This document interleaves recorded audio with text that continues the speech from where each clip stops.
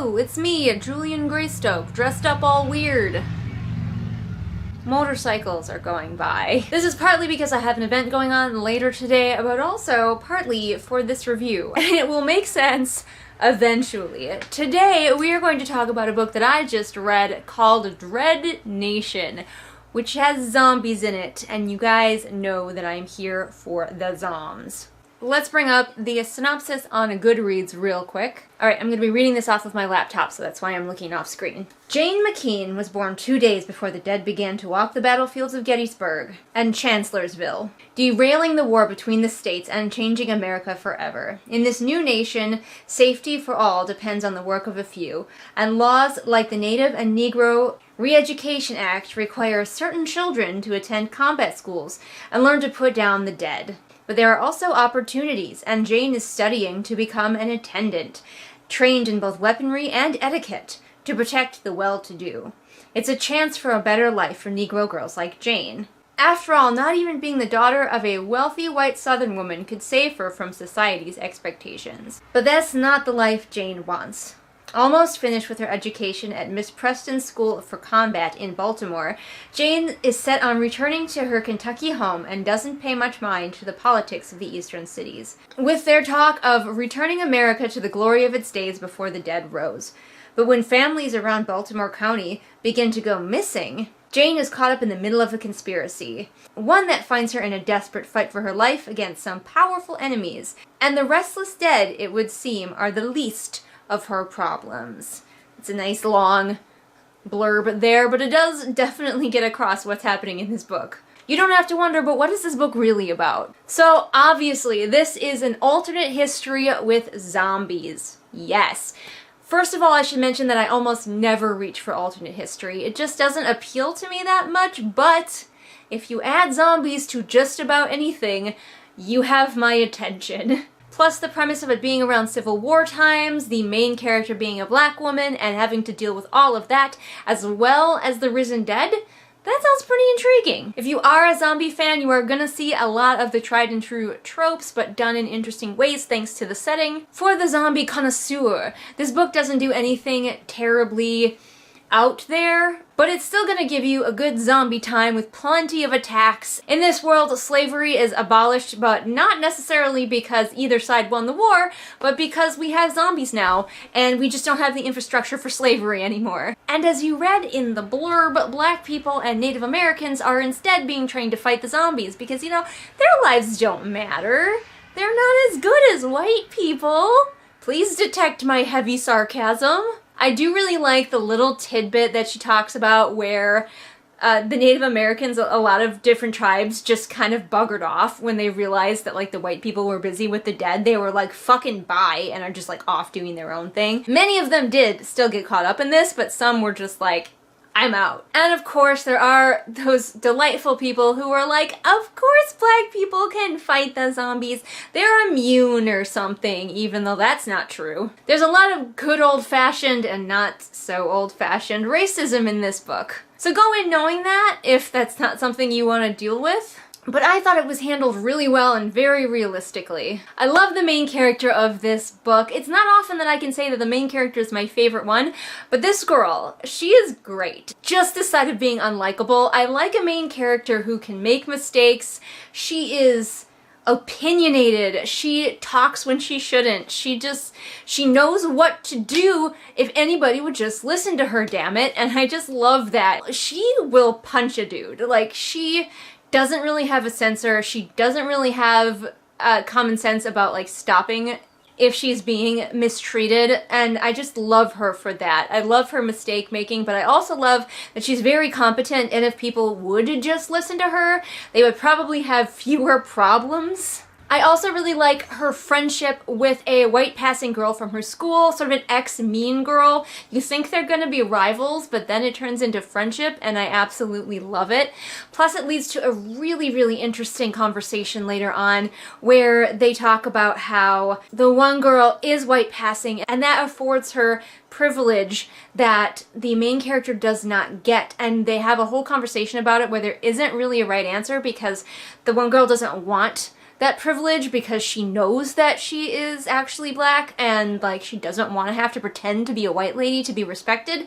And there's just so much there, and I absolutely loved that. I love that there was never a moment between these two where like the one gets too full of herself and betrays the other one.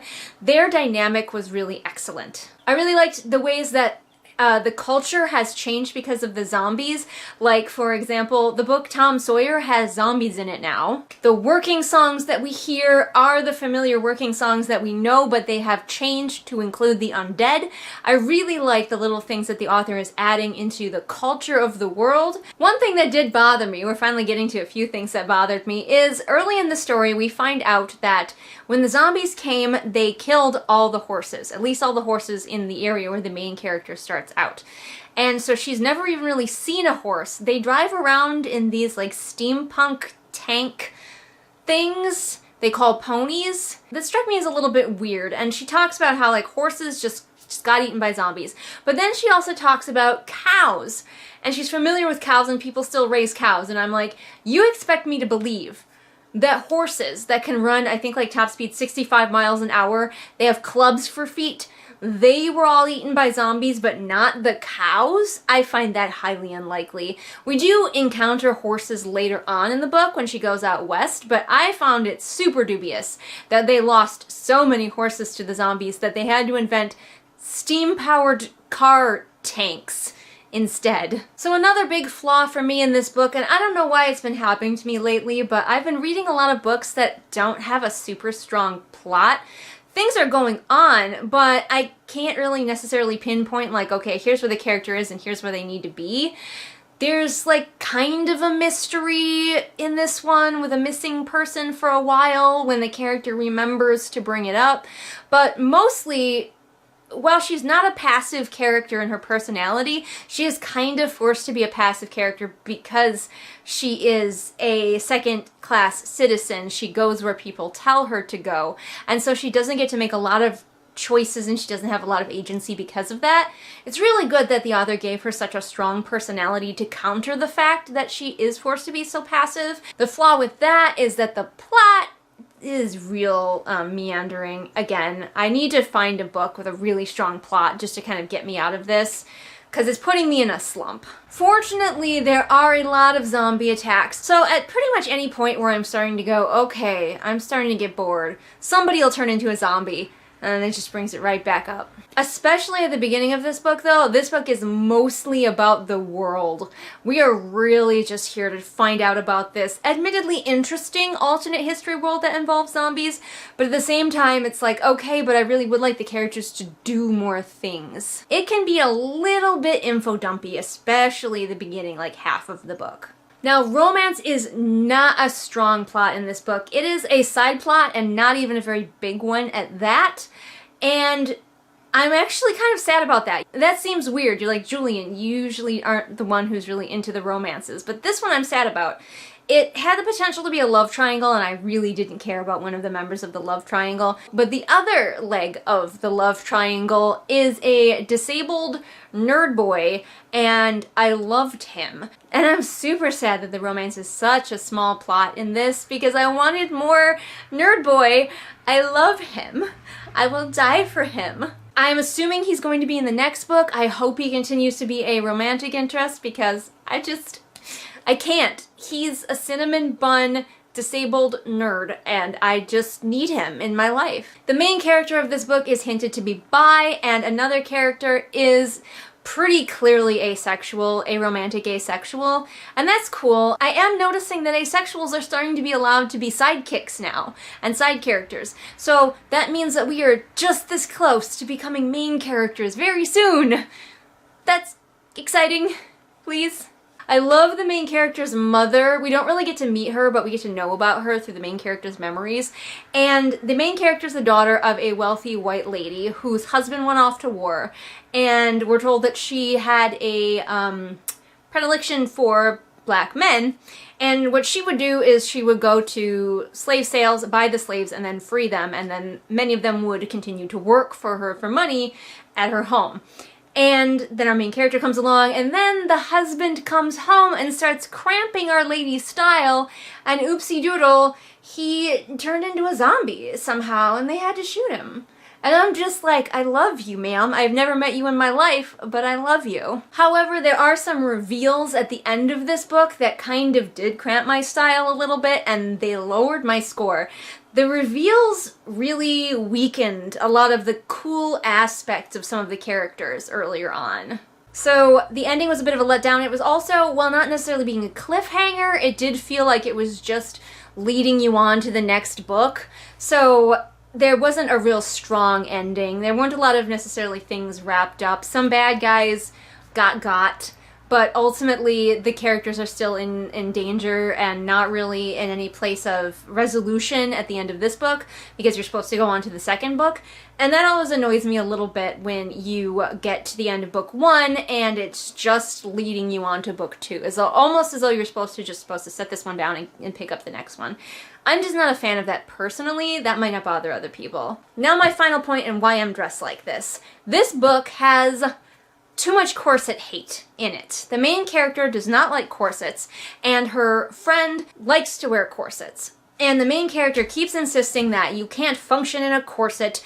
It's that stereotypical TV corset situation where the women are always laced up too tight, they're always gasping for air, and their organs are always being crushed. I'm told it's the latest fashion in London. Well, women in London must have learnt not to breathe. Now, I used to be someone who was kind of anti-corset a little bit myself. I was like, oh, those women back then, they always were ruining themselves, and how could they breathe, and it was a tool of the man to get the woman to stay in one place. If a corset was poorly fitted, and if it was too tightly laced, yeah, it could be a problem, but in reality, corsets are not a problem. I can move in this, I can breathe in this, as long as it's not laced too tightly. I can function perfectly fine in this. The only thing it does is keep my posture better than my posture usually is. I'll try to have videos down below talking about modern corsets versus corsets back then and how much better corsets back then are kind of fitted. And also a video about fighting in a corset, whether a corset actually hinders you fighting at all.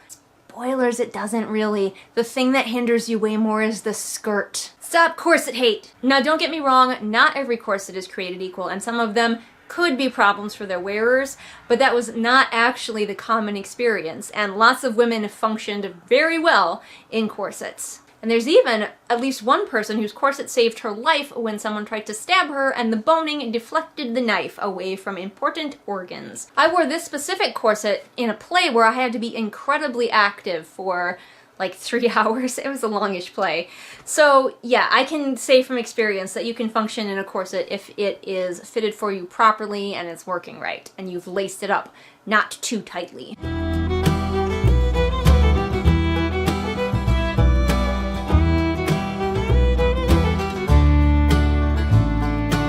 Anyway guys, thanks for watching this video. Have you read Dread Nation? What did you think about it? Comment below and let me know. Do you like zombie books? What's your favorite one? Don't forget I have lots of reviews here on this channel, including of more zombie books, so go check them out all in a handy dandy playlist for you. You can find me on my social media, links in the doobly-doo, and also on Patreon, where for as little as $1 a month you get exclusive content not seen here on the regular channel. I hope you are having an excellent day, and I will see you again next time with whatever it is I happen to be doing next time. Bye! It has come to my attention that there may be a few people left in the world who do not know who my patrons are, and this will not stand.